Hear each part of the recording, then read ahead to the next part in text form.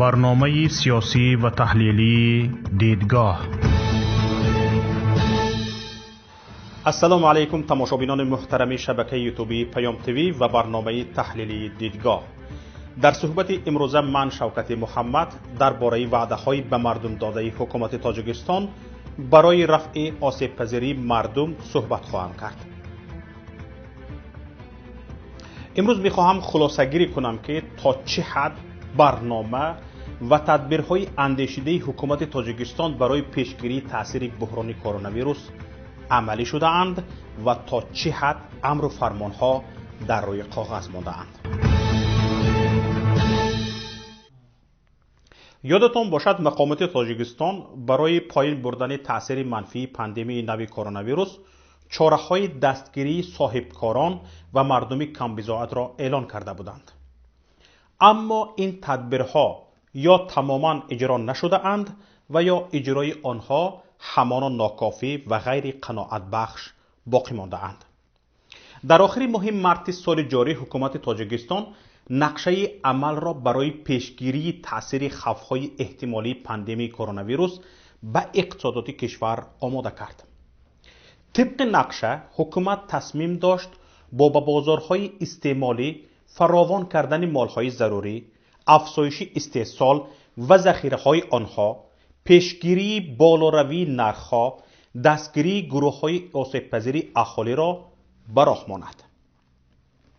اینچنین تهیه نمودن لایحه سندهای معیاری حقوقی عاید به پیشنهاد امتیازهای اندازی و تعطیل‌های اندازه‌تانی به صاحبکاران خرد و میانه و تأخیر در سنجش‌های اندازی را حکومت پیش بینی کرده بود. چنین نقشه‌های صحوی از جانب بانک ملی تاجیکستان، وزارت رشد اقتصاد و سودا و دیگر وزارت و اداره‌ها تهیه شدند. اما در این دعواهای حکومت مشخص گفته نشده است که همه این تدبیرها را چگونه می‌اندیشند. مثلا نقشه عملی بانک ملی تاجیکستان میگوید که تشکیلات‌های قرضی برای زیاد نمودن قرضدهی به صاحبکاران استحصالگر، اینچنین زیاد کردن مهلت قرضها و پیشنهاد مهلت‌های امتیازناک به قرضگیرانی که مشکلات مالیوی دارند توصیه‌های دخلدار دادند. اما همینجا بانک ملی درباره مشخصات چاره‌بینی‌های به نقشه گرفته چیزی نگفته است. بانک ملی نگفته است که مگر با توصیه دخلدار کیسه خالی شده صاحبکار پر می شود و یا بازارها پر از محصولات می شوند. علاوه بر این بسیار تدبیرهای اندیشیده حکومت نیز اجرا نشدند. مثلا بند پر کردن بازار با مالهای ضروری اجرا نشد، اما نارسایی اکثر آنها به سطح رکوردی تورم به 5.4% در دوره از ماه ینور تا می آورده رسانیدند. حال آنکه در سال 2019 تورم در طول سال 8% بود. اینچنین چاره‌های حکومت عاید به دستگیری مالیوی گروه‌های آسیب‌پذیر اهالی را نه دستگیری بلکه میتوان تحقیر ملت نامید. پیش از همه باید گفت که حجم جدا شده کمک پولی به قشر آسیب‌پذیر جامعه خیلی ناچیز است. به هر یک عائله کم‌بضاعت در هر 3 ماه تنها 116 سامانه جدا کردن حکومت که تقریباً $12 است و به هر ماه به $4 و به هر روز 13 سنتی راست می آید نهایت کم و تحقیر کننده می باشد. این مناسبت مقامات مثل بطاقه گدا پرتافتن تنگه است. به 13 سنت تقریباً برابر 1 سامانه و 40 درم یک عائله در تاجیکستان برای دوام روز از گرسنگی نمردنش چی خریداری میکند؟ 1 دانه نان تمام. چیزی دیگر، همین کمک ناچیز را هم از 1 ایون تا امروز حکومت توانسته است از 63 شهر و ناحیه های کشور تنها در 28 ناحیه کمک را به کم‌بضاعتان دسترس کند. حتی 50% کم‌بضاعتان هم نه. با بعض سبب ها تمام ناحیه‌های ولایت مختار کوهستان بدخشان از قرار حکومت درباره مکانیزم تأمین و پرداخت کمک‌پول‌های اجتماعی بی بهره مانده‌اند. این در حالی است که این منطقه کم بضاعت‌ترین منطقه در تاجیکستان دانسته می شود. اکنون اینجا سوال به میان می آید که حکومت چگونه مبلغی را که جدا کرده است در وقت لازمی به مردم رسانیده نمی تواند؟ این هم باشد مبلغ ناچیز.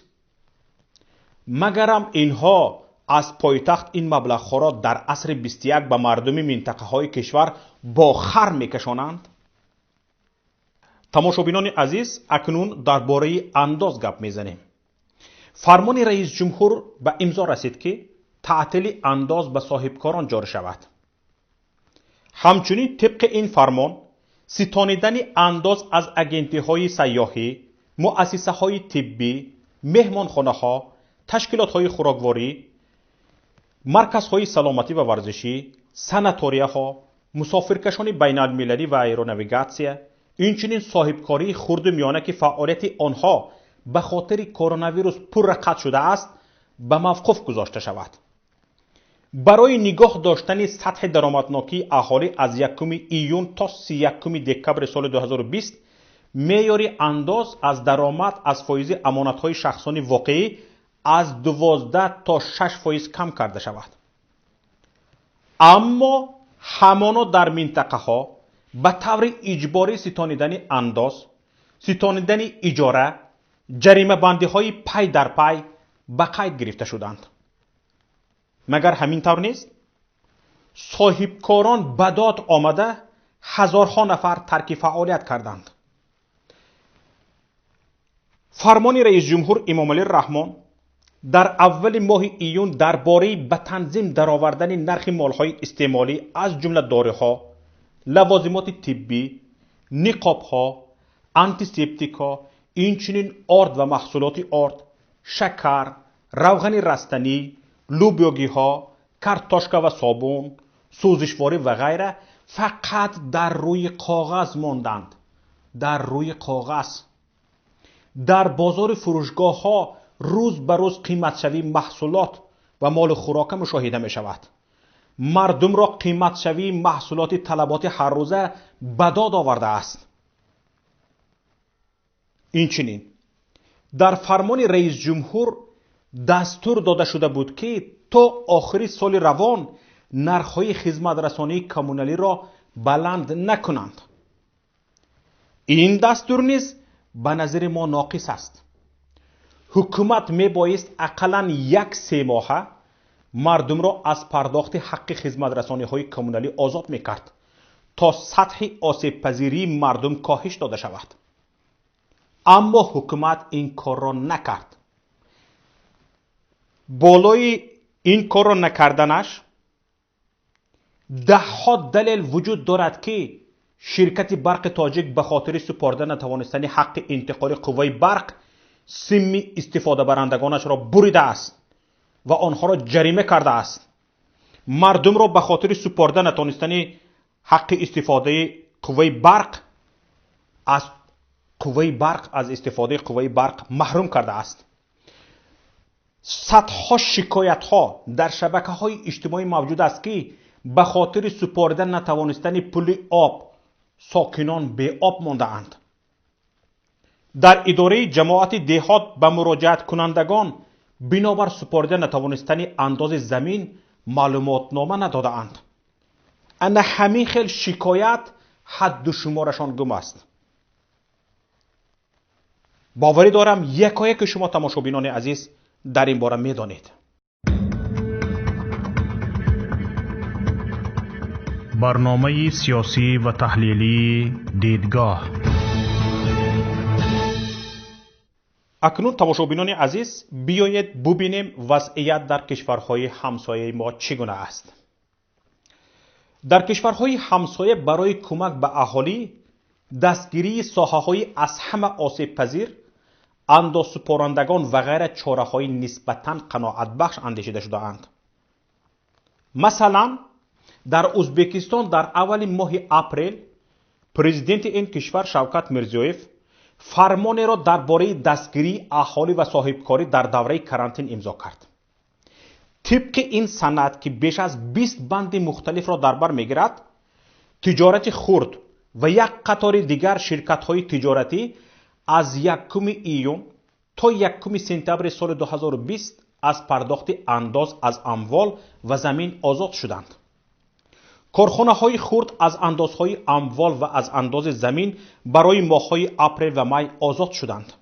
همچنین کارخانه‌ها از پرداخت جریمه‌هایی که در دوام از 1 ژانویه تا 15 می سال 2020 جمع شده‌اند آزاد شدند.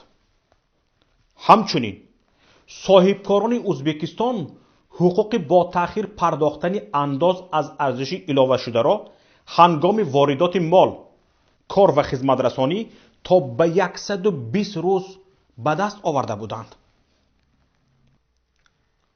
در مجموع مقامات کشور همسایه ازبکستان برای دستگیری ساکنان کشور بیش از 80 تدبیرهای مشخص اندیشیدند که همه تدبیرها یا عملی شده اند و یا در حال عملی شدن قرار دارند. همین روز رسانه‌ای شد که خبرگزاری BBC می نویسد پرزیدنت ازبکستان شوکت میرزیویف در یک صحبت آنلاینیش با مقامداران با حکومت کشورش چگونه دستگیری کردن مهاجرانش در روسیه را بررسی کرد. آیا در تاجیکستان چنین شده است؟ آیا بار شنیدید که پرزیدنت تاجیکستان برای دستگیری مهاجران در روسیه چیزی گفته است؟ اکنون یک نظر میکنیم به دو کشور دیگری آسیای میانگی، قرقیزستان و قزاقستان. طول چند ماه در قزاقستان و قرقیزستان چاره‌بینی ها عاید به دستگیری اهالی و صاحبکاران عمل میکنند. مثلا در قرقیزستان همه گروه های آسیب پذیر اهالی بدون استثنا از اول ماه اپریل کمک سراغوی اجتماعی میگیرند. اکنون با مقایسه با کشورهای همسایه میتوان گفت که چاره‌های در فرمان رئیس جمهوری تاجیکستان پیش بینی شده برای دستگیری صاحبکاری بهر برطرف نمودن آسیب پذیری اهالی از تاثیر بحران کرونا ویروس ناکافی می باشند.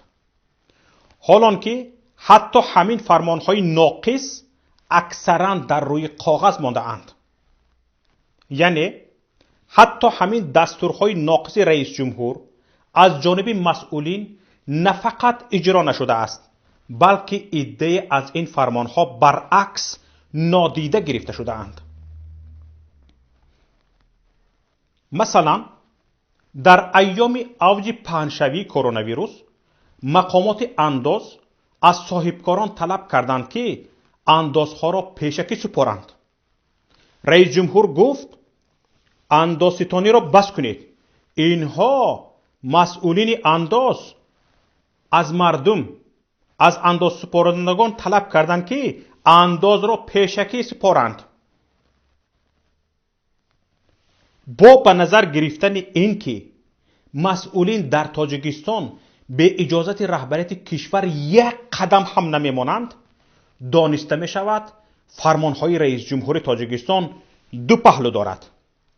یکی فرمان رسمی دستگیری مردم برای خودشیرین کنی و یکی دیگر فرمان مخصوص به مسئولین که فرمان را جدی نگیرند و فرمانهای رسمی را جدی نگیرند و از پی کارهای قدیمی خود شده خلق را غارت کنند و دالیه را فرستند. دالیه را.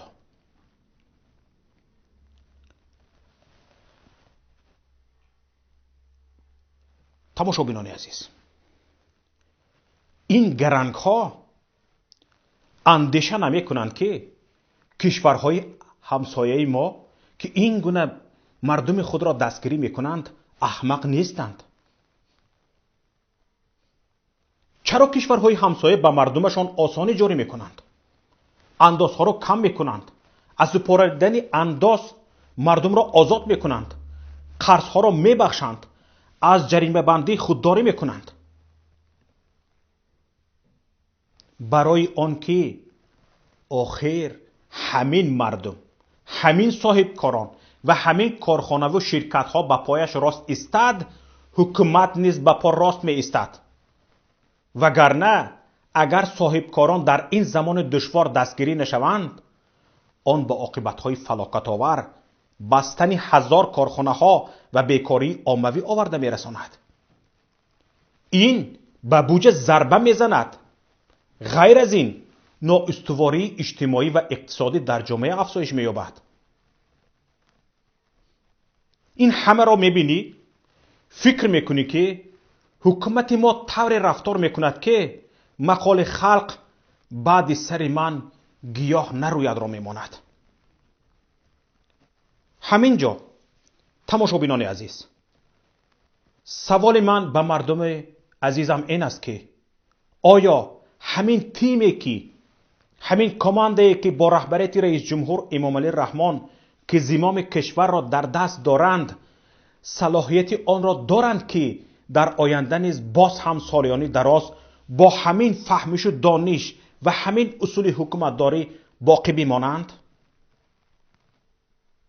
یا اینکه کشور ما تاجیکستان به اصلاحات کلی نیاز دارد؟ تماشابینان عزیز، خواهش میکنم اندیشه های خود را زیر این نوار ما نویسید. تماشابینان عزیز، اینجا نهایت برنامه امروزه ماست. تا برنامه دیگر یکایک شما را به الله پاک میسپارم. خیر تا روز دیگر. برنامه سیاسی و تحلیلی دیدگاه.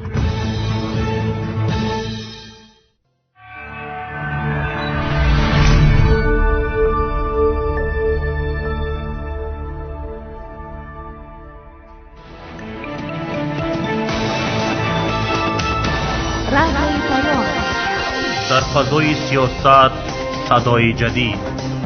رادیوی پیام. علم، فرهنگ، نوید. رادیوی پیام. مشورت، بحث، گفت و شنید. در تمام دنیا روی رسانه اینترنتی رادیو پیام .net